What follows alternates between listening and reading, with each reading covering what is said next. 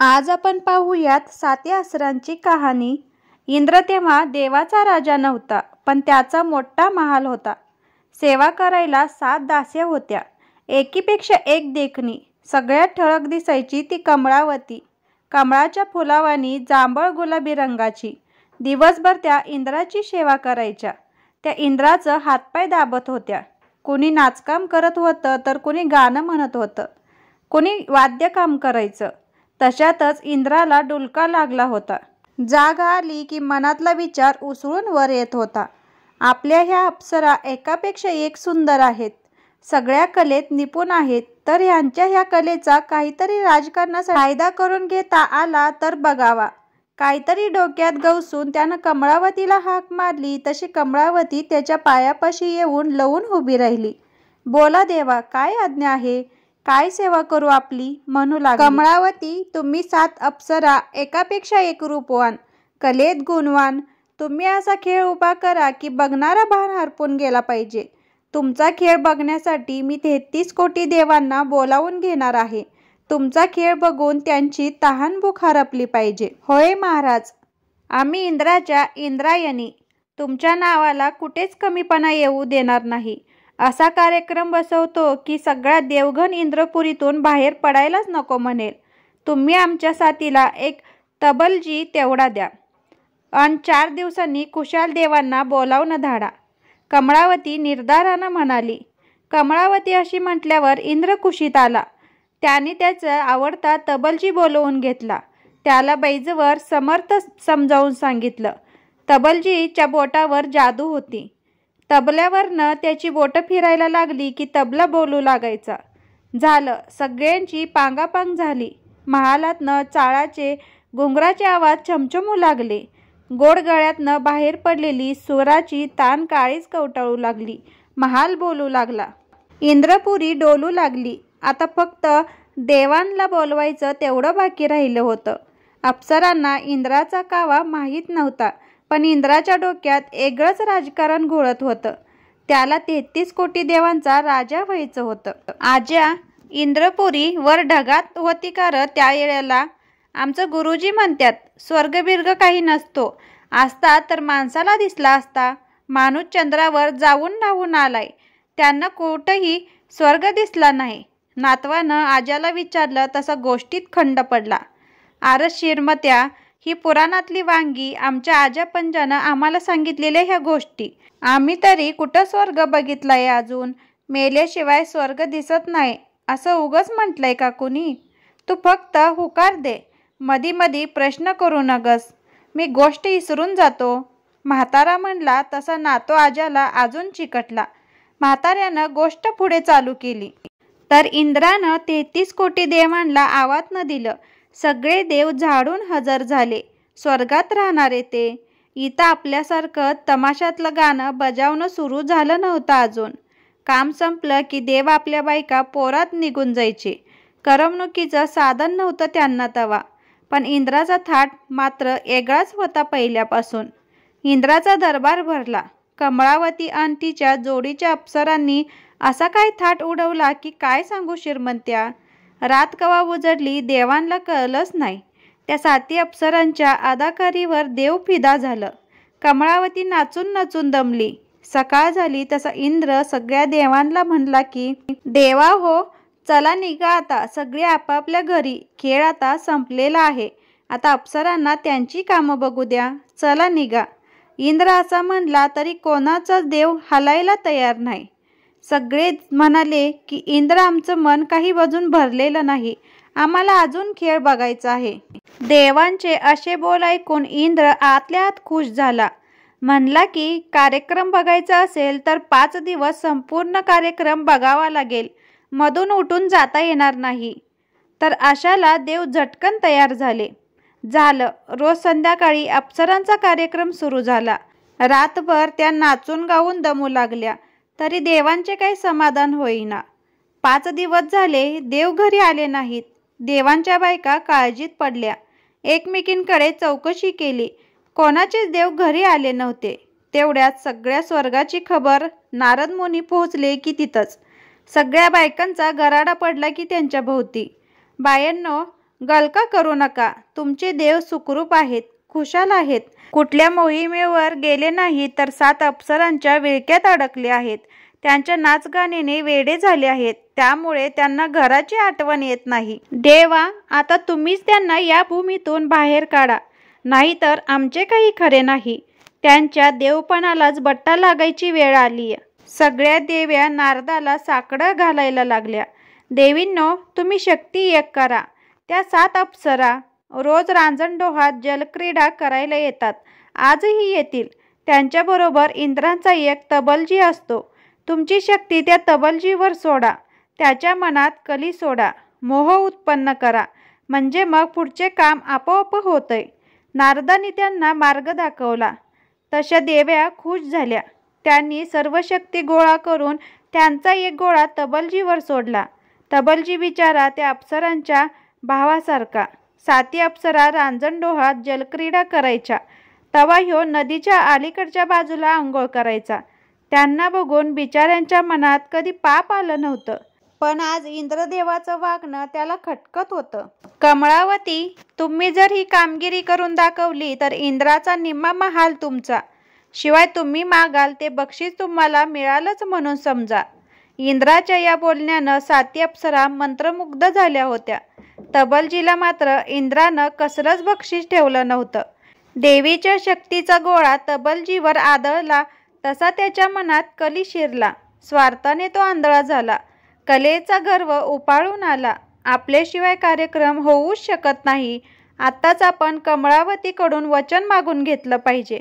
त्यानं मनात काही विचार केला. 7 अप्सरा रांजणडोहात जलक्रीडा करण्यात दंग होत्या. काठावर त्यांच्या साड्या दागदागिने होते. पण अप्सरा पाण्यातून उठून बाहेर आली तेव्हा तिला तिचे कपडे दिसेनात. तिने कमळावतीला हाक मारली.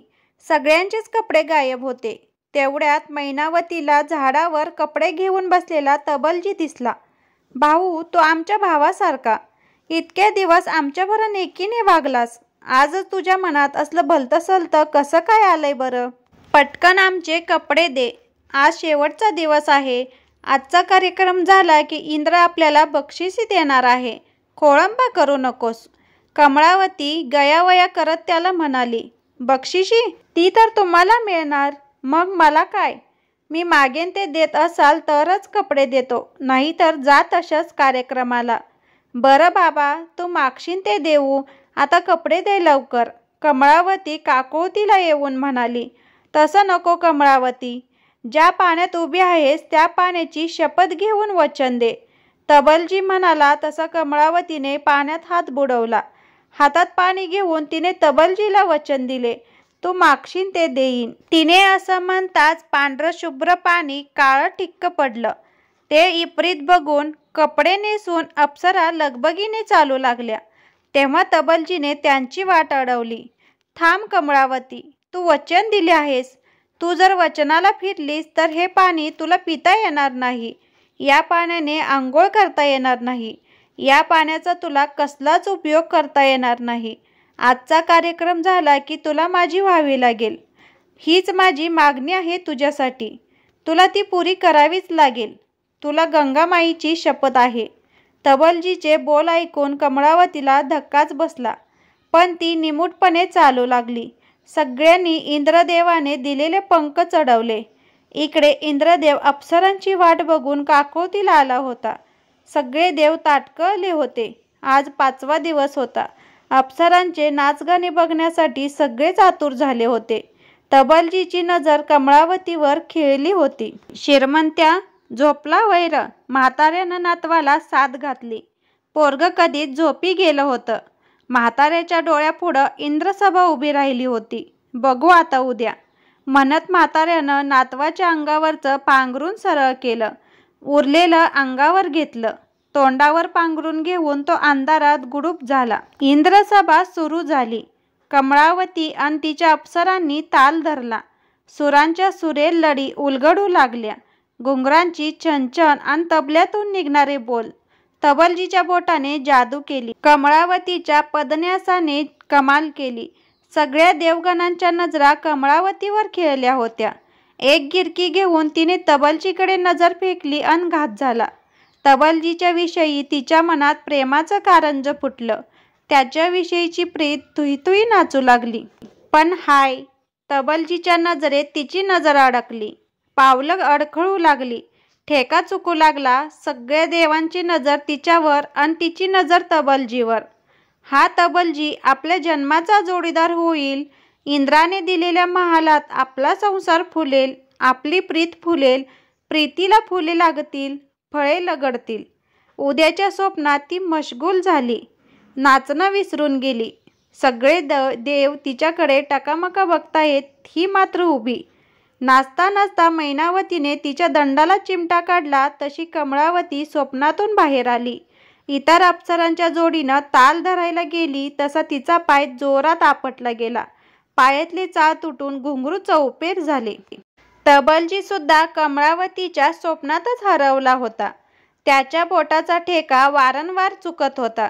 भांबाहून गेलेल्या तबलजीचा जोराचा हात तबल्यावर पडला तसा तबला फुटला. झाला खेळाचा खेळ झाला. देवांच्या मस्तकातली धुंदी क्षणात उतरली. देव ताडकन उभे राहिले. हे असलं फुटकं तुटकं बघायसाठी का आम्ही आमचं मौल्यवान वेळ वाया घालवला? यांचे प्रेम चाळे बघण्यासाठी का आम्ही घरदार विसरून इथे राहिलो? चला सगळे. इंद्राने स्वर्गात हे वाईट अमंगळ आणलं. आपल्याला कर्तव्याची भूल पाडली. इंद्राची ही इंद्रसभा आणि या 7 अप्सरा इंद्रालाच लकलाभ. असे म्हणत संतापलेले, भानावर आलेले सगळे देव आपापल्या महाली निघून गेले. इंद्राचा सगळा खेळ बिघडला. राजकारण नाचलं. तो क्रोधित झाला. त्याच्या मस्तकात संतापाच्या लाह्या फुटू लागल्या. चिडलेल्या इंद्राने अप्सरांना शाप दिला. हे अप्सरांनो, तुमच्यामुळे इंद्र आज सगळ्या देवांमध्ये अपमानित झाला. तुम्ही माझं सगळं राजकारण बिघडवलं. तुम्हाला तुमच्या सौंदर्याचा गर्व चढला. आत्ताच्या आत्ता तुमचं हे सौंदर्य नष्ट होऊन 12 वर्ष तुम्ही रौरवात जाऊन पडाल. इंद्राची ही शापवाणी पुरी होत नाही तोवर 7 अप्सरा काळ्या ठिक्कर पडून हडळीसारख्या बेसूर दिसू लागल्या. त्या धाय घुमोकलून रडू लागल्या. इकडे तबलजी थरथर कापतोय. हे सगळं आपल्यामुळे घडलंय. आपल्या मनात कली शिरला. आपल्याला स्वार्थ फुटला. आता इंद्र आपल्याला तरी कसा सोडतोय? तो इंद्रापुढे हात जोडून उभा राहिला. हे देवा, ही सगळी माझी चुकी आहे. या बिचाऱ्या अप्सरांना त्याची शिक्षा का? मला हवी ती शिक्षा द्या, पण ह्यांना उशाप द्या. तबलजी गयावया करत इंद्राला म्हणाला. पण इंद्राचा क्रोध त्याने जास्तच भडकला. तू तर 12 वर्षे शेणातला किडा बनून राहशील.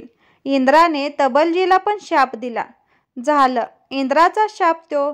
त्यात कसला बदल होणार? पण तेवढ्यात कळीचा नारद मुनी तिथं हजर झाला श्रीमंत्या. त्यांनी इंद्राला सगळं सांगितलं की अशामुळं असं घडलंय. ह्यात ह्यांचा काय बी दोष नाही.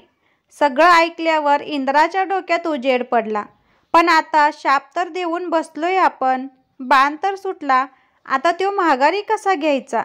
इंद्राचा सगळा संताप कापरागत उडून गेला. त्याच्या मनात दया फुटली. त्यानं अप्सराला उशाप दिला. 12 वर्षांनी तुम्ही 7 बहिणी एका शंकराचा भक्त असलेल्या वांजोट्याच्या पोटी जन्म घेशीला आणि ह्यो तबलजी तुमचा भाऊ म्हणून एका रानबुण बाईच्या पोटी जन्म घेईल. तुम्ही 7 आसरा व्हाल. तुमची कहाणी घराघरात सांगितली जाईल. इंद्राने उशाप दिला. आज्या, 7 आसरा म्हणजे काय र? आई म्हणती नदीला जाऊ नको. ढवात 7 आसरा राहत्यात. त्या माणसाला पाण्यात वडून घेत्यात. मला 7 आसराची गोष्ट सांग की राजा, नातू म्हणाला. व्हिडिओ खूप मोठा होत असल्यामुळे 7 आसरांची पुढची गोष्ट पुढच्या भागात पाहूयात. फक्त 2च भाग आहेत, त्यामुळे आपल्या चॅनलला कनेक्टेड राहा आणि 7 आसरांची संपूर्ण कथा नक्की ऐका. धन्यवाद.